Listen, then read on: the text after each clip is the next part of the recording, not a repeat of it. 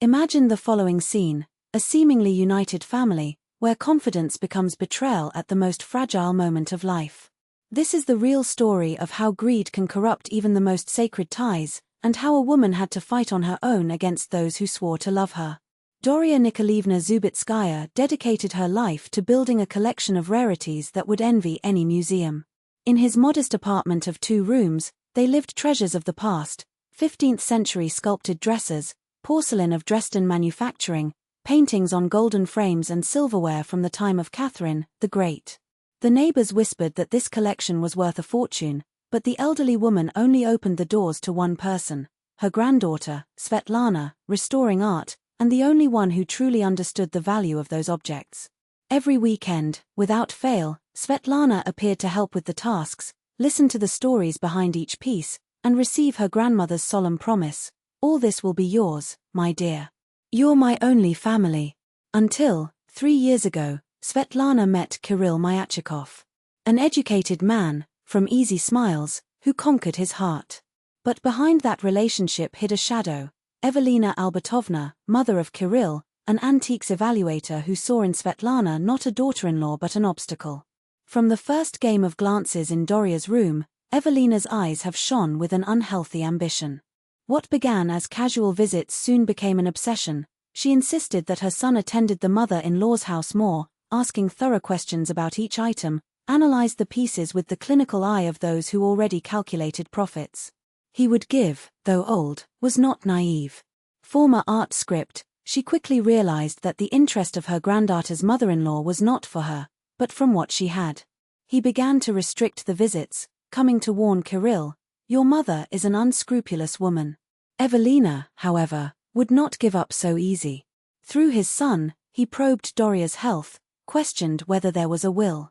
Kirill, blinded by maternal loyalty, transmitted these worries as if they were genuine, while Svetlana, increasingly suspicious, saw the dirty game unfold. The drop of water was when Evelina, with faucet studded, gave her advice on how careless people lose fortunes for wrongly storing their relics. The tension in the family exploded. Kirill began to accuse Paranoya's wife. Evelina, master in the art of manipulation, was pretended to be the offended mother, prevented from helping a sick elderly woman. But he would give. At the age of 83, although fragile in his body, he kept his mind lucid. 2 months before the outcome, pneumonia knocked her down. Svetlana took a vacation to take care of her grandmother day and night, while Evelina suddenly became a dedicated nurse. She turned on every day, offered help, showed a suspicious request. Kirill, delighted with his mother's goodness, did not understand why his wife received her with so cold. He would recover, but the body no longer responded as before. Last week, confined to bed, she called Svetlana in secret. From inside the drawer next to the bed, he took a yellowish envelope. The will, drawn up in a notary 6 months earlier, left the entire collection, without exceptions, to the granddaughter. 3 days later, Doria left at peace during sleep. The wake was scheduled for a Thursday. Evelina then took control. She organized the funeral, filled the wreath hall, acted like a host of mourning. But on Wednesday night, when Svetlana arrived sold out at home, Kirill released the bomb. The next day after the funeral, he and his mother would go to his grandmother's apartment. "For what?" asked his wife, already feeling the worst. "Mom thinks we need to remove valuable things while the house is empty," he replied, as if it were the most natural thing in the world. "What if anyone steals?" A chill traveled the spine of Svetlana. He knew that script. Evelina planned to enjoy the chaos of funerals to empty the apartment, claiming protection to goods. Then he would invent a story that he saved the thieves' collection and would require a reward or a slice of the estate. "Kirill," she said firmly, "I'm the only heiress. Nothing leaves there without my permission." The husband got up from the sofa, incredulously. "What a will? You never mentioned that." "Because Grandma asked to wait until after the funeral." Kirill did not hesitate. He took the phone and died. Svetlana heard fragments of the call: "Mother, will, the whole collection," and 10 minutes later Evelina was at the door, with a knife smile.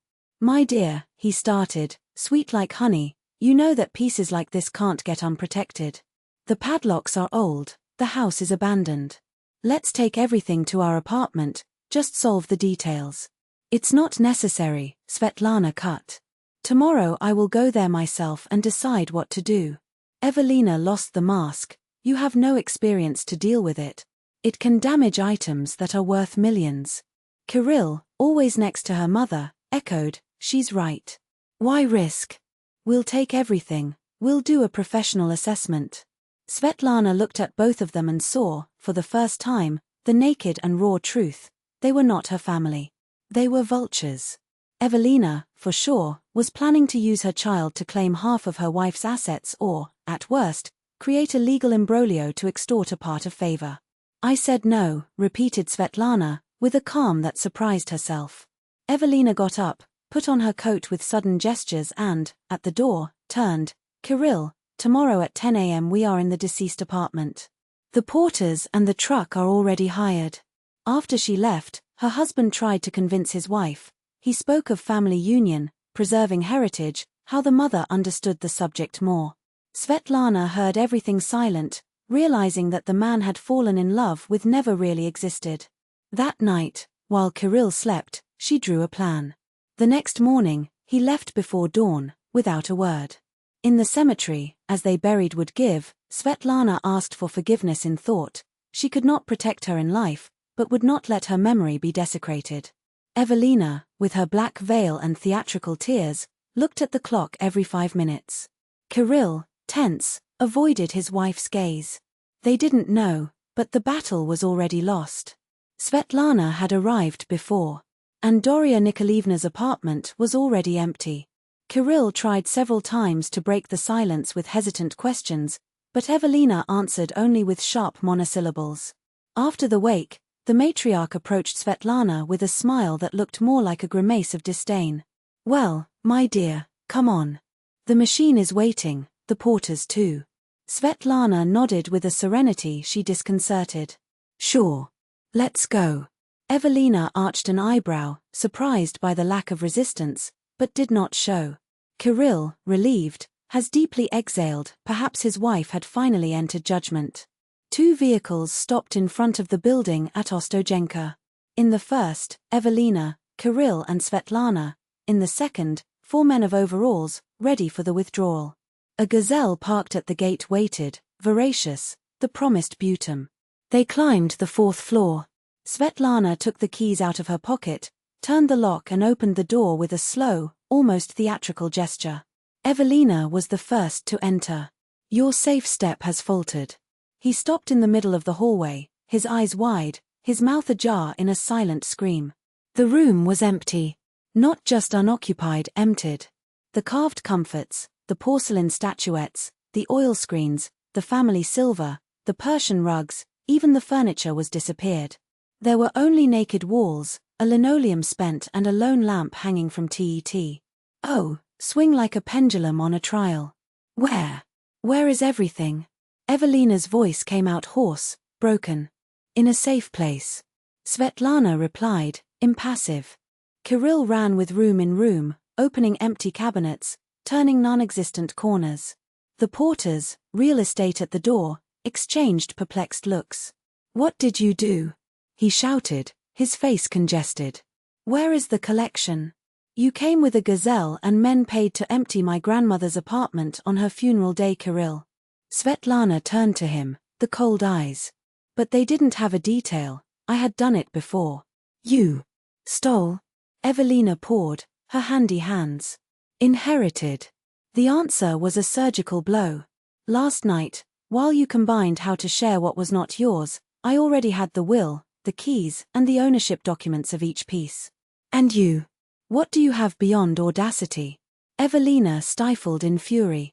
Kirill shook Svetlana by the shoulders, requiring explanations. The porters were uncomfortable, longing for escaping that grotesque scene. How do you dare? Evelina lifted her hand to slander her daughter-in-law. Svetlana intercepted her wrist with a fast, firm movement. Years manipulating fragile pieces in the museum had given him a steel accuracy. I don't recommend it. He whispered. Unless you want a police report for attempted aggression. The matriarch retreated, massaging the place where Svetlana's fingers had tightened her. His eyes burned in pure hatred. You will regret it. Spitted. I'll nullify this will. Prove that the old woman was senile. And yet, I will take my part as a parent. What a picture. Svetlana laughed, a dry laugh. Doria Nikolaevna was my grandmother. And the will was made 6 months ago, with medical certificates and witnesses. You, Evelina Albertovna, are just an opportunist. Kirill is your husband. He is entitled to half. The voice of his mother-in-law trembled with anger. Only what was acquired during the wedding. Svetlana crossed her arms. Inheritance is the exclusive heritage of the heir. Read the family code if you have questions. Kirill was looking from one to another, the panic stamped on his face. For the first time, he realized that he had underestimated the woman she had married. Svetka, why so radical? He tried in a conciliatory tone. We are family. We could have combined something, civilized. Civilized. She repeated, ironic. How does your plan to loot my grandmother's house on funeral day? Very civilized, in fact. We wanted to preserve the collection. Evelina pocked. Preserve. Svetlana cut. Or rather, sell whatever could yield more. I am not blind or naive. She turned to the porters, still stopped at the door. Sorry for the lost time, boys. These people called them under false pretexts. There is no load to transport. The team leader looked ugly to Kirill. So who pays for our day? Dumblead. Who hired them? Svetlana indicated her husband with a gesture. Kirill, red with shame, took off his wallet. Evelina, pale as a dead, watched to crumble from her plan. The men received the money and left, cursing the bosses under the breath. The Gazelle driver also required compensation for idle time. With every note Kirill delivered, his face became darker. When they were alone in that empty space, silence weighed like lead. And now? Kirill asked, the voice a thread. Now I ask the divorce. Svetlana was categorical. And you both get another victim for your blows. But I love you. He exploded. Love's what I thought you were going to inherit. She corrected. It's not the same thing. Evelina then put her hands to her chest, her eyes overturned, her body writhing in a pantomime of pain. My heart, call an ambulance. He moaned, dramatic. Svetlana didn't even win. If you are serious, call 112. If you are theater, save yourself. I've seen that number before. Tirchi. Mother-in-law, realizing that the commotion had no effect, abandoned the scam as fast as she had begun. He went straight to the threats. I have contacts. He shouted. I know judges, prosecutors. I will reverse it. Try. Svetlana didn't go up. But no, I have authenticity reports, property records, and a resource test will. Already your actions today. Well, this can be interpreted as an attempt for qualified theft. The words were the fuse. Evelina lost control. Insults gushed from his mouth, grotesque accusations, promises of revenge. Kirill tried to contain her, but her mother was beyond reason. Svetlana heard everything in silence until she took her cell phone from her pocket and started recording. What are you doing? Kirill widened his eyes. Documenting threats. She explained, calm down. Useful for a possible process for defamation or coercion. Evelina suddenly packed, as if she had swallowed her own language. Finally, he understood that he had gone too far. He arrives. Svetlana kept the device. We're even. You tried to steal me. I protected what was mine. Now each one goes their way. And that no longer cross. And our marriage? Kirill asked, the voice broken. What marriage? She returned. You didn't get married to me. He married a collection of antiques. And she is now out of her reach. Without another word, Svetlana left, leaving behind the echo of Evelina's stuffy screams and the weight of a man who, for the first time, saw not only a plan, but the facade of everything she had believed. In the corridor, she took the second cell phone out of her pocket. Died a recorded number. Max. It's Svetlana. You can have everything back. The show is over. The night before, while the family conspired, she had triggered a former museum colleague, of valuable pieces logistics. In a few hours, each item had been packed, transported, and deposited in an air-conditioned warehouse, free, out of professional solidarity and a hint of curiosity. Now, in less than 2 hours, the collection would return to its legitimate place. The real professionals were on their way. And this time, no one would stop them. Everything was restored with surgical accuracy. At dusk, each piece occupied its original place, as if time had never been violated. Svetlana didn't even come home that night. He spent the dawn in his grandmother's apartment, and in the morning, firmly and serene, filed the divorce request. Kirill tried everything: insistent calls, desperate messages, even appeared in the museum as a ghost of the past. But she didn't even look at her. The war, however, was just beginning. Evelina Albertovna was not the type that surrenders without fighting. First, he mobilized his legal contacts to tear the will in search of breaches, questioned the handwriting, demanded doctors' reports to prove the inability of Doria Nikolaevna at the time of signature. Nothing. The document was armored. Then he changed his strategy. He spread the poison of doubt, whispering around that Svetlana had manipulated a fragile elderly woman, pressed her to exhaustion to change the will. But the grandmother's neighbors, those who saw years of granddaughter dedication and mother-in-law's arrogance, did not swallow the lie. On the contrary, they closed rows in defense of Svetlana. Meanwhile, Kirill, consumed by guilt and thirst to recover what he had lost, spent 6 months begging. He swore he would cut his ties with his mother, promised redemption, a new life. But Svetlana already knew that script well. He turned his back forever. The divorce was fast, clean, almost aseptic. There were no goods to divide, the couple rented an apartment, the car was in his name, financed.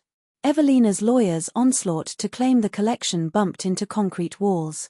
Svetlana sold her grandmother's apartment, bought a space only in another neighborhood, donated part of the treasure to the museum and kept the rest. With the remaining money, he opened a restoration workshop, small but impeccable. Finally, he worked for herself. A year later, I learned that Evelina Albertovna had been caught in a fraudulent antique assessment scheme. He lost his job, reputation, everything. Kirill, in turn, sank in the bottle after the divorce, was fired from the bank and now survived from miserable nozzles. Mother and son torn apart in endless fights, each blaming the other through the fiasco that was their attempt to theft. Svetlana didn't feel sorry. No satisfaction. Just turned the page. Sometimes, by passing his fingers through his grandmother's porcelain, he recalled that day when the two had invaded the apartment as vultures. And it was always surprised by the same question: how can money turn people into monsters so quickly? Doria Nikolaevna did not miss when choosing her heiress. The collection was in hand that would honor her. The greedy gathered exactly what they sowed. Justice, after all, is not a gift, it is a battle. And Svetlana won her without losing her own soul.